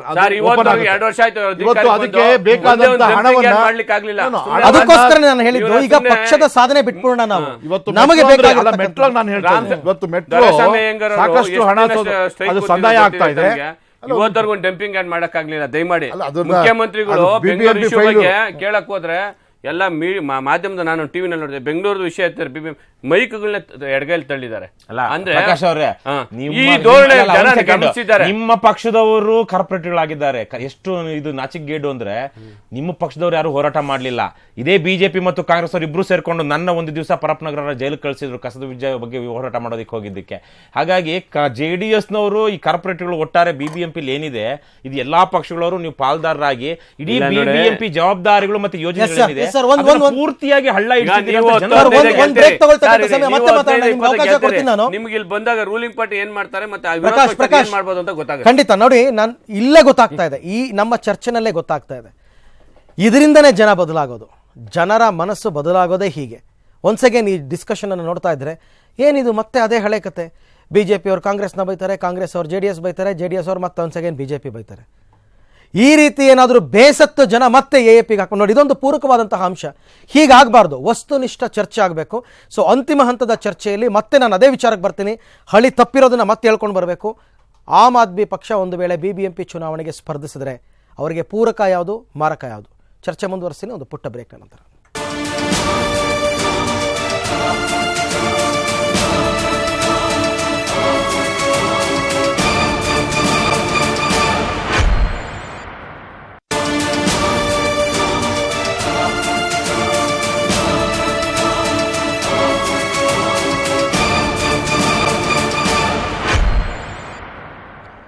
S, Delhi to Karnataka ಚರ್ಚೆ ಅಂತಿಮ ಹಂತಕ್ಕೆ ಬರ್ತಾ ಇದ್ದೀವಿ. ಎಸ್, ರವಿಕೃಷ್ಣ ರೆಡ್ಡಿ, ನಾನು ನಿಮ್ಮನ್ನೇ ಕೇಳ್ತೀನಿ ನೇರವಾಗಿ, ನಿಮಗೆ ಪೂರಕವಾದಂತಹ ಅಂಶಗಳು ಏನಿದೆ ಇವಾಗ?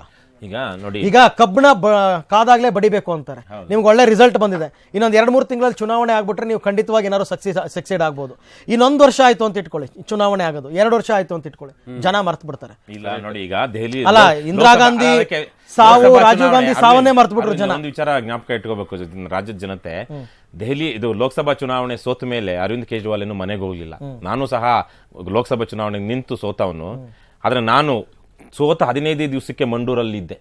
ಮಂಡೂರಿನ ಹೋರಾಟದಲ್ಲಿ ಪಾಲ್ಗೊಂಡು 1 ದಿವಸ ಜೈಲಿಗೆ ಹೋಗಿ 1.5 ದಿವಸ ಆದ್ಮೇಲೆ ಜೈಲಿಂದ ಬಂದಿದ್ದು. ನಾವು ಭೂಗಳರ ವಿರುದ್ಧ ನಡೆದಂತ ಹೋರಾಟದಲ್ಲಿ ಪಾಲ್ಗೊಂಡಿದ್ವಿ. ಇವತ್ತು ಕಸದ ಬಗ್ಗೆ ಮಾತಾಡ್ತಿದ್ದಾರೆ. ಕಸದ ಬಗ್ಗೆ ನಾವು ಅನೇಕ ವಾರ್ಡ್ಗಳಲ್ಲಿ ಜಾಗೃತಿ ಕಾರ್ಯಕ್ರಮ ಮಾಡಿದ್ವಿ, ಫ್ರೀಡಮ್ ಫ್ರಮ್ ಗಾರ್ಬೇಜ್ ಅಂತ. ಇಲ್ಲಿರೋ ಯಾವ ಪಕ್ಷದ ಶಾಸಕರು ಎಷ್ಟು ಮಾಡಿದಾರೋ ಏನೋ ನನಗೆ ಗೊತ್ತಿಲ್ಲ. ನಾವು ಜನರ ಜೊತೆನೇ ಇದ್ದೀವಿ, ಜನರ ಜೊತೆ ಮುಂದಕ್ಕೂ ಹೋಗ್ತೀವಿ, ಒಂದು 6 ತಿಂಗಳಿಗಾಗ್ಲಿ 1 ವರ್ಷಕ್ಕಾಗ್ಲಿ. ಮುಖ್ಯವಾದ ವಿಚಾರ ಏನು ಅಂದ್ರೆ BJP ಮತ್ತು ಕಾಂಗ್ರೆಸ್ ಇಬ್ರು ದೊಡ್ಡ ಜನದ್ರೋಹ ಕೆಲಸ ಮಾಡಿದ್ದಾರೆ. ಬೆಂಗಳೂರಿನ ವಿಚಾರಕ್ಕೆ ಬಂದಾಗ ಇಲ್ಲಿ 3,000-4,000 ಜನ ಓಟ್ ತಗೊಳ್ಳುವಂತವ್ರು ಇನ್ನು ಬೆಂಗಳೂರಿನ ಕಾರ್ಪೊರೇಟರ್ ಮೇಯರ್ ಆಗ್ಬಿಡಬಹುದು. ಕಸ್ತೂರಿ ರಂಗನ್ ಅಂತ ಒಬ್ಬರನ್ನ ನೇಮಕ ಮಾಡಿ ಯಡಿಯೂರಪ್ಪನ ಸರ್ಕಾರದಲ್ಲಿ ಬೆಂಗಳೂರಿನ BBMP ಆಡಳಿತ ಸುಧಾರಣೆ ಮಾಡೋದು ಹೇಗೆ ಅಂತ ರಿಪೋರ್ಟ್ ಮಾಡಿದ್ರು. ನೇರ ಮೇಯರ್ ಆಯ್ಕೆಗೆ ಅವಕಾಶ ಇರಬೇಕು ಅಂತ BJP ಅವ್ರು ಮಾಡಲಿಲ್ಲ. ಸುಮ್ಮನೆ ಅದನ್ನ ಕೇವಲ ಎಲೆಕ್ಷನ್ ಮುಂದಕ್ಕೆ ಹಾಕೋದಕ್ಕೆ ಬಳಸ್ಕೊಂಡ್ರು. ಇವತ್ತು ಕಾಂಗ್ರೆಸ್ನವರು ಆ ತರದ ಸುಧಾರಣೆ ಬಗ್ಗೆ ಯೋಚನೆ ಮಾಡಿದ್ರೆ ಏನ್ ಮಾಡ್ತಾ ಇದಾರೆ, ಬೆಂಗಳೂರಿನ ಡಿವೈಡ್ ಮಾಡ್ಬಿಡೋ ಅಂತ ಕಾರಣ ಇಟ್ಕೊಂಡು ನಾವು 2-3 ವರ್ಷ ಬೆಂಗಳೂರು ಚುನಾವಣೆನೇ ಸ್ಥಳೀಯ ಸಂಸ್ಥೆ ಚುನಾವಣೆ ಆಗದಿರೋ ನೋಡ್ಕೊಂಡು ನಾವು ಎಷ್ಟಾಗುತ್ತೋ ಅಷ್ಟು ನಮ್ಮ ಆಡು ಭಾಷೆಯಲ್ಲಿ ಹೇಳೋದಾದ್ರೆ ಮೇಯೋಣ. ಇದು ನಡೀತಾ ಇದೆ, ಜನಕ್ಕೆ ಇದು ಗೊತ್ತಾಗ್ತಾ ಇದೆ. ಇದ್ರ ಮೂಲಕ BBMP ಅವ್ಯವಸ್ಥೆ, ದುರಾಡಳಿತ, ಭ್ರಷ್ಟಾಚಾರ ಏನಿದೆ ಜನರು ಕಷ್ಟ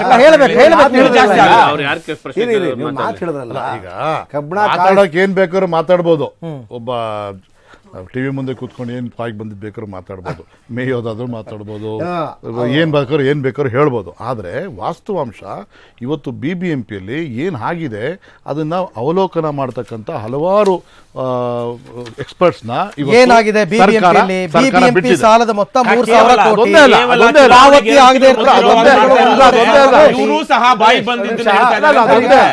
ಚುನಾವಣೆಗೆ 2 ತಿಂಗಳ ಮುಂದೆ ಇರುವಾಗ ನೀವು ಒಂದು ಕಮಿಟಿ ಮಾಡೋದು ಬೇಕಾಗಿರ್ಲಿಲ್ಲ, 1 ವರ್ಷ ಮಾಡಬೇಕಿತ್ತು. ಇವತ್ತು ನೀವು ಸಹ ನಾನು ಸಹ ನೀವು ಬಾಯಿ ಬಂದಾಗ ಹೇಳ್ತಿದ್ದೀನಿ ಅಂದ್ರೆ ನೀವು ಸಹ ಅದೇ ರೀತಿ ಹೇಳ್ತಾ ಇದ್ದೀರಾ.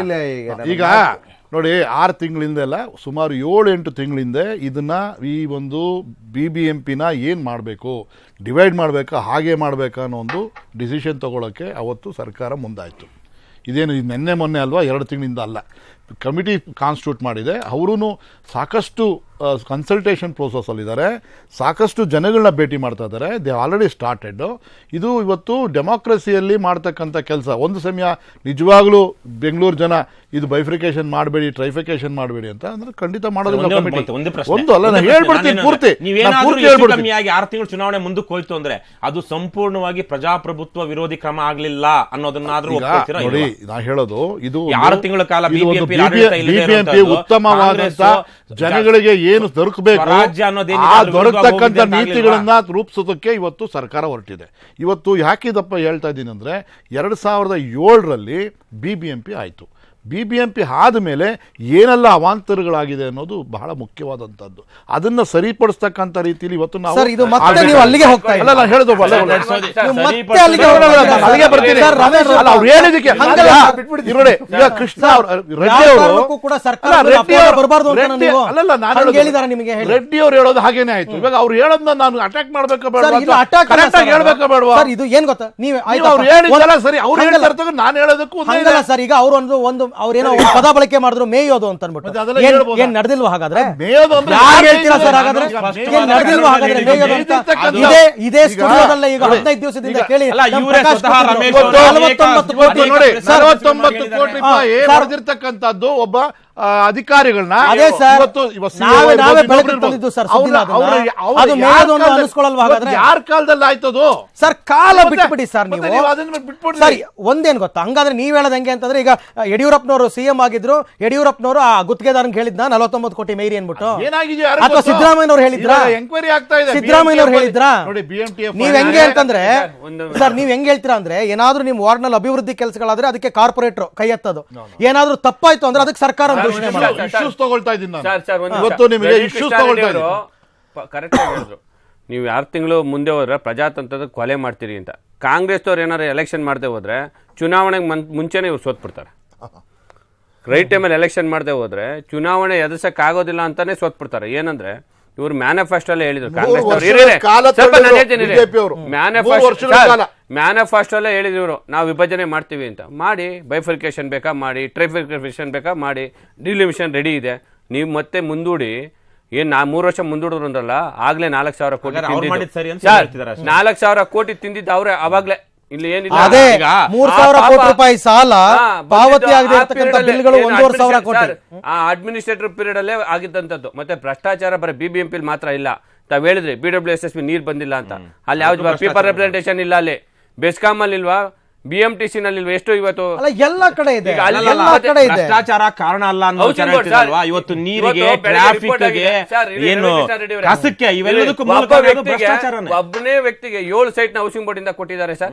ಒಬ್ಬನೇ ವ್ಯಕ್ತಿಗೆ ಒಂದು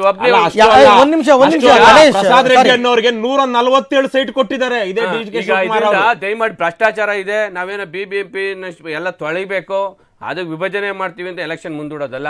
ನೀವೆಲ್ಲ ಒಂದು ಅಬ್ಸರ್ವ್ ಮಾಡ್ತಾ ಇದ್ದೀರಾ ನೀವೆಲ್ರು? ನಮ್ ಗಣೇಶ್ ಅವ್ರು ಸುಮ್ನೆ ಕೂತಿದ್ದಾರೆ ಇವತ್ತು, ಏನು ಮಾತಾಡ್ತಾ ಇಲ್ಲ. ಒಂದು ಅವ್ರಿಗೆ ಹೆದರಿಕೆ ಇರಬೇಕು. ನಾವೇನಾದ್ರು ಮಾತಾಡ್ಬಿಟ್ರೆ ನಾವೇನಾದ್ರು BBMP ವಿಚಾರ ಮಾತಾಡ್ಬಿಟ್ರೆ JDS ಅವರು, ಕಾಂಗ್ರೆಸ್ ಅವರು ನಮ್ಮ ಮೇಲೆ ಮುಗಿ ಬಿದ್ದ್ಬಿಡ್ತಾರೆ ಅಂತ. ಆತರ ಏನಾದ್ರು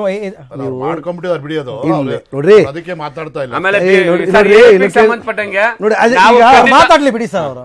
ಸರ್, ಈಗ ನೀವು ಬಹಳ ಸ್ಪಷ್ಟವಾಗಿ ಹೇಳಿದಿರ, ಪ್ರಜಾಪ್ರಭುತ್ವದಲ್ಲಿ ಆಪು ಬಂದರೆ ನಿಮಗೆ ಅವ್ರಿಗೆ ಪೂರಕವಾದಂತ ವಾತಾವರಣ ಏನು, ಮಾರಕವಾದಂತ ಅಲ್ಲ, ಪೂರಕವಾದ ವಾತಾವರಣಗಳು ಇಲ್ಲಿ ಆಯ್ತಲ್ಲ. ಇದೇ ಪೂರಕವಾದ ವಾತಾವರಣ, ಇದೇ ಪೂರಕವಾದ ವಾತಾವರಣ.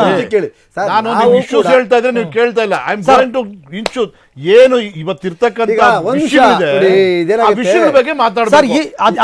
ಆಮ್ ಆದ್ಮಿಗೆ ಹೆಂಗ್ ಸಂಬಂಧ ಸರ್ ಅದು? ಅಲ್ಲ, ಹೌದು ಸರ್, ಹೆಂಗ್ ಸಂಬಂಧ ಹೇಳಿ? ಅವರು ಡೆಲ್ಲಿಲಿ ಇರ್ತಕ್ಕಂಥ ಒಂದ್ ಏನೋ ಓಟ್ ಕೊಟ್ಟಿದ್ದಾರೆ ಅಂತ ಬೆಂಗಳೂರಲ್ಲಿ ಅದನ್ನೇನ್ ಮಾಡ್ತೀವಿ ಅಂತ ಹೇಳಿದ್ರೆ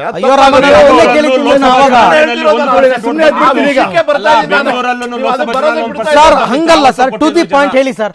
ನೋಡಿ ಇಂಥ ಈ ವಿಚಾರ ಇದೆ, ಈ ವಿಚಾರನ ಜನ ಇವತ್ತು ನೋಡಿ ಸರ್, ಡೈರೆಕ್ಟ್ ಹೇಳಿ ಸರ್. ಇವತ್ತು ನೀರಿನ ಸಮಸ್ಯೆ ಬೆಂಗಳೂರಲ್ಲಿ ಯಾವ ರೀತಿ ಇದೆ ಅದನ್ನ ಬಗೆಹರಿಸ್ತಕ್ಕಂಥದ್ದಕ್ಕೆ BWSP ಇದೆ. ಅದು ನಾವು ಸಬ್ಸಿಡಿ ಕೊಡ್ತಾ ಇದೀವಿ. ಇವ್ರು ನೀರು ಫ್ರೀಯಾಗಿ ಕೊಡ್ತೀವಿ ಅನ್ನೋದಕ್ಕೆ ಆಗೋದಿಲ್ಲ.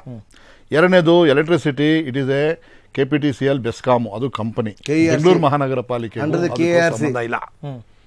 ಇವತ್ತು ಅದು KRC ಸಾಲಿಡ್ ವೇಸ್ಟ್ ಮ್ಯಾನೇಜ್ಮೆಂಟ್ ಈಗ ಆಲ್ರೆಡಿ ಈ ಸರ್ಕಾರ ಹಲವಾರು ಕಾರ್ಯಕ್ರಮಗಳು ಹಾಕೊಂಡು ಏನು ಬೆಂಗಳೂರಿನಲ್ಲಿ ಇತ್ತು ಕಾರ್ಯಕ್ರಮ, ಇದು ಒಂದು ಕಸದ ಸಮಸ್ಯೆ, ಆ ಸಮಸ್ಯೆಗೆ ಬಗೆಹರಿಸೋದಕ್ಕೆ ಹಲವಾರು ಕಾರ್ಯಕ್ರಮ ಈ ಸರ್ಕಾರನೇ ಹಾಕೊಂಡಿದೆ. ಇನ್ನು ಮುಂದಿನ ದಿನಗಳಲ್ಲಿ ಅದು ಎಕ್ಸ್ಕಲೇಟ್ ಆಗುತ್ತೆ. BBMP ಮಾಡಲಿಲ್ಲ,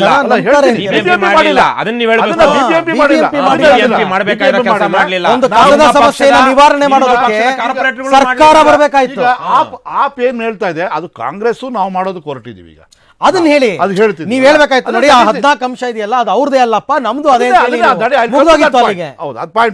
ಮತ್ತೆ ರಸ್ತೆಗಳು, ಉತ್ತಮವಾದಂತ ರಸ್ತೆಗಳು ಮಾಡೋದಕ್ಕೆ ಈಗ ಆಲ್ರೆಡಿ ನಾವು ಸಾಕಷ್ಟು ಒಂದು ನಿರ್ಣಯಗಳು ತಗೊಂಡಿದೀವಿ. ಯಾವುದೇ ರಸ್ತೆ ಮಾಡೋದಕ್ಕೆ ಅವ್ರು ಹೇಳ್ತಾ ಇರ್ತಕ್ಕಂಥದ್ದು ಶೋ ದ ರಿಸಲ್ಟ್. ಆಮೇಲೆ ಸ್ಟಾರ್ ಇಲ್ಲ ಸರ್, ನೋಡಿ ಸರ್, ನಾನು ಹೇಳ್ತೀನಿ, ಸದಾಶಿವನಗರ ಪ್ರತಿಷ್ಠಿತ ಬಡಾವಣೆ, ಒಪ್ಕೋತೀರಾ ಸರ್? ಅತ್ಯಂತ ಆಗರ್ಭ ಶ್ರೀಮಂತರಿರ್ತಕ್ಕಂಥ ಬಡಾವಣೆ ಸದಾಶಿವನಗರ. ಬನ್ನಿ ಸರ್, ಇವತ್ತೊಂದು ದಿನ ಸದಾಶಿವನಗರದ ರೋಡ್ ತೋರಿಸ್ತೀನಿ ಪರಿಸ್ಥಿತಿ. ಅರವಿಂದ್, ಒಂದೇ ವಿಚಾರ, ಆಗರ್ಭ ಶ್ರೀಮಂತರು ಅಂದ್ರಲ್ವಾ, ಬಹುತೇಕ ಜನ ನಾವು ಹೊಸದಾಗಿ ಕಳ್ಳತನ ಮಾಡಿ, ಸುಲಿಗೆ ಮಾಡಿ, ಭ್ರಷ್ಟಾಚಾರ ಮಾಡಿ ಶ್ರೀಮಂತರಾಗಿರೋರು ಅಲ್ಲಿದ್ದಾರೆ. ಅಲ್ಲಲ್ಲ, ಅದು ಬೇಡ, ನಮ್ಗೆ ಆ ವಿಚಾರ ಬೇಡ. ಆದ್ರೆ ಅಲ್ಲೂ ಕೂಡ ರೋಡ್ ಸರಿ ಇಲ್ಲ. ನಾವು ಟೆಂಡರ್ ಶೂರ್ ಅಂತ ಮಾಡ್ತಾ ಇದೀವಿ. ಟೆಂಡರ್ ಶೂರ್ ಅಂತ ಅದು ಒಂದು ಮಾಡೆಲ್ ಆಗ್ತಾ ಇದೆ ಇವತ್ತು.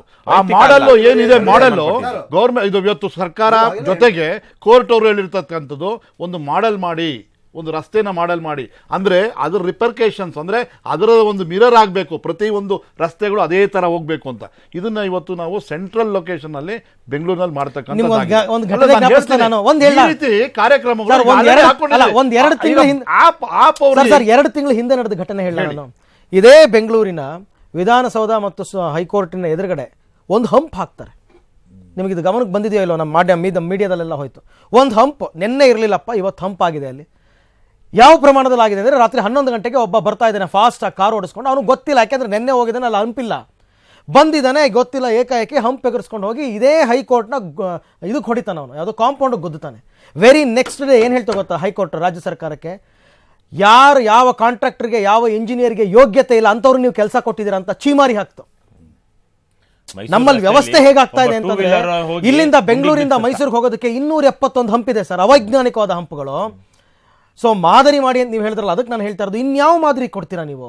ಅಲ್ಲ, ಈಗ ಒಂದು ಚೇಂಜ್ ಆಗ್ಬೇಕು, ಟ್ರಾನ್ಸ್ಫಾರ್ಮೇಶನ್ ಆಗ್ಬೇಕಾಗಿದೆ. ಬೆಂಗಳೂರು ಟು ಹಾಸನ್ 200 ಕಿಲೋಮೀಟರ್ ನಾವು 2 hours ಅಲ್ಲಿ ಹೋಗ್ತೀವಿ. ಅದೇ ಬೆಂಗಳೂರು ಟು ಮೈಸೂರು 3.5-4 ಗಂಟೆ ಬೇಕು ಸರ್. ಈಗ 20 ವರ್ಷ ಹಿಂದೆ ಹೋದಾಗ ಇನ್ನೂ ಜಾಸ್ತಿ ಆಗ್ತಿತ್ತು. It is reduce.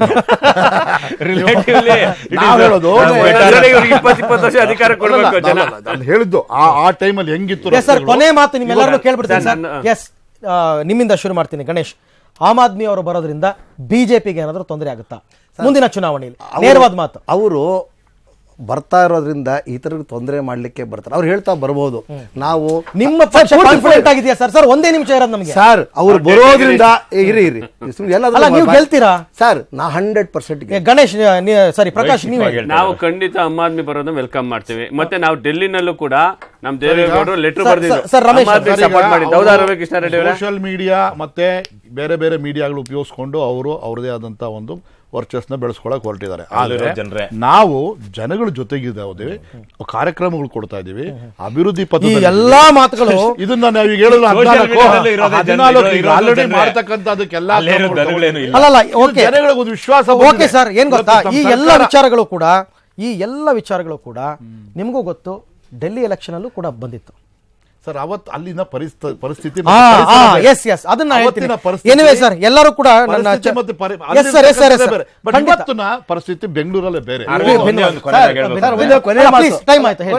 ನಾವು ಈಗಾಗಲೇ ನಾವು ಚುನಾವಣೆ ನಿಲ್ತೀವೋ ಬಿಡ್ತೀವೋ, ಆದ್ರೆ ಮುಂದಿನ ಅಜೆಂಡಾ ಸೆಟ್ ಮಾಡೋದಕ್ಕೆ ಈಗಾಗಲೇ ನಾವು ಬೊಂಬಾಟ್ ಬೆಂಗಳೂರು ಅನ್ನುವ ಹೆಸರಿನಲ್ಲಿ ದೆಹಲಿ ಡೈಲಾಗ್ ಮಾದರಿನಲ್ಲಿ ಇಲ್ಲಿ ವಿಷಾಧಾರಿತವಾಗಿ BBMP ಬಗ್ಗೆ ಚರ್ಚೆಗಳಾಗಬೇಕು ಅಂತೇಳಿ ಈಗಾಗಲೇ ನಾವು ಒಂದು ಅಭಿಯಾನ ಶುರು ಮಾಡಿದ್ದೀವಿ. ಒಂದು ಬದಲಾವಣೆಯನ್ನು ನಾನು ನಮ್ಮ ಚರ್ಚೆಯಲ್ಲಿ ಗಮನಿಸಿದೆ.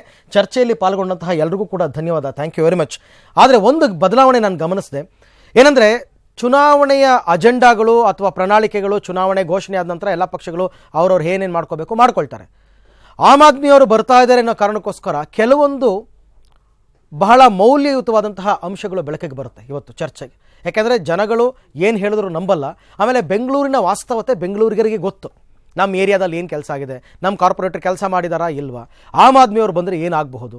ಖಂಡಿತವಾಗಿ ಕೊನೆಗೆ ಅಂತಿಮವಾಗಿ ತೀರ್ಪು ಯಾರ್ದು, ಜನರದ್ದೇ, ಓಟ್ ಹಾಕಬೇಕಾದ್ರೂ ಅವರೇ. ಆದರೆ ಕೆಲವರು ಕಾರ್ಪೊರೇಟರು ನಿಜವಾಗ್ಲೂ ಅತ್ಯುತ್ತಮವಾದ ಕೆಲಸ ಮಾಡಿದ್ದಾರೆ. ಅವ್ರು ಯಾವುದೇ ಪಕ್ಷದಲ್ಲಿರಲಿ, ಪಕ್ಷಾತೀತವಾಗಿ ಅಂಥವ್ರಿಗೆ ಜನ ಬೆಂಬಲ ಕೊಟ್ಟೇ ಕೊಡ್ತಾರೆ. ಇದರ ಮಧ್ಯದಲ್ಲೂ ಕೂಡ ಆಮ್ ಆದ್ಮಿ ಏನಾದರೂ ಸ್ಥಾನಗಳನ್ನು ಗಳಿಸ್ಕೊಳ್ಳೋದಕ್ಕೆ ಸಫಲ ಆಗಿದೆ ಅಂತಂದರೆ ಮತದಾರರ ತೀರ್ಪು ಅದು. ಅದನ್ನು ನಾವು ಯಾರು ಕೂಡ ಪ್ರಶ್ನೆ ಮಾಡೋಕ್ಕಾಗಲ್ಲ ಅಂತ ಹೇಳ್ತಾ ಇವತ್ತಿನ ಬಿಗ್ ಡಿಬೇಟನ್ನು ಮುಗಿಸ್ತಾ ಇದ್ದೀನಿ. ನಮಸ್ಕಾರ. Thank you very much.